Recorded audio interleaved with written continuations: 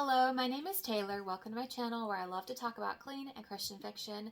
Today's video is a list of the books that I hope to get to in February.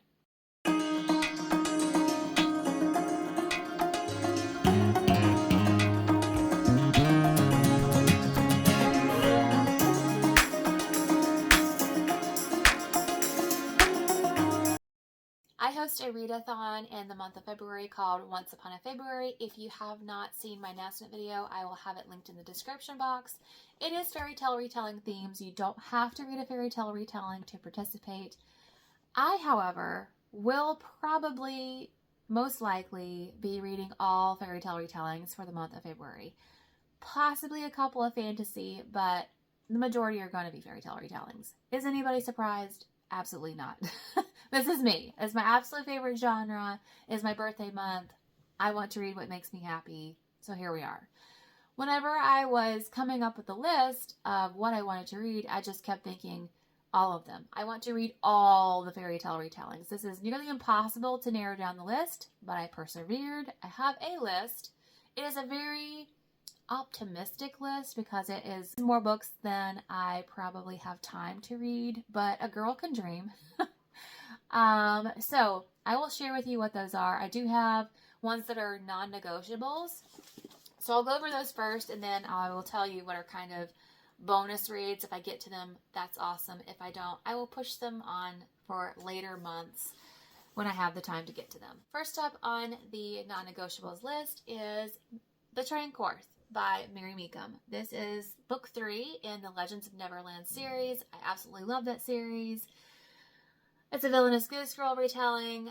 I've heard amazing things about it. Some people say it's the best out of the series so far, so I have high expectations.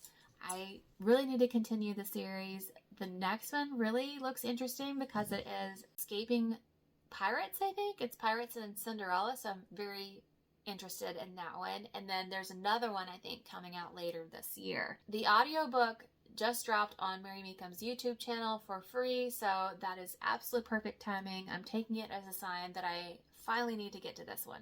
Also, a must read for this month is Crown of Beauty and Anarchy by Aurora Bell. I am participating in Chantel's Indie Instagram book club, and this is the book for this month. And it is also, coincidentally, a Snow White and Queen Matilda retelling. I don't know anything about Queen Matilda, so I'm very curious about what that is.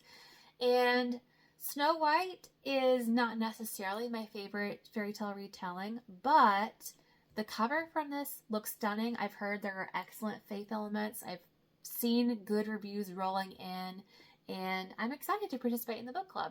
Last on my must-reads list is Bound by Wishes by Jessica Spruill. I don't know what it is about this book, but I must read it. It probably is the excellent Instagram marketing skills surrounding this book because it is all over the place in my Instagram feed. And every single time I see it, I am just thinking to myself, I must read this book. It looks fascinating to me, right up my alley. The rest of these are books that it would be absolutely wonderful if I could add them to the enjoyment of my month. But if I don't, I will definitely read them at a later date. The first one is The Lady of Lenaria by Michaela Bush. This one is a Christian Rapunzel retelling, and I've seen several of my friends recommend this. In fact, last year I had asked some of them if you could recommend a book to me that I would absolutely need to read, which one would it be? And one of them said this one, and I was a bad friend and never read it. But maybe I'll get to it this month in February. It is, I will read it eventually. We'll see if it'll be this month or not. The Silent Prince by C.J. Brightly. This one is part of the fairy tale series where it's written from the male hero's perspective. And this one is a Little Mermaid retelling.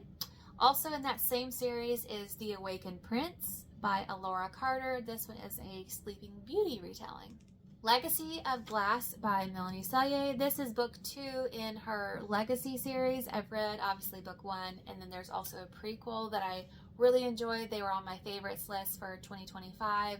Need to continue on with the series. It's such an interesting concept. It's not a straight retelling. It is kind of the after effects of the original fairy tales, like what happened after the curse broke years later, how the curse affected the world around it.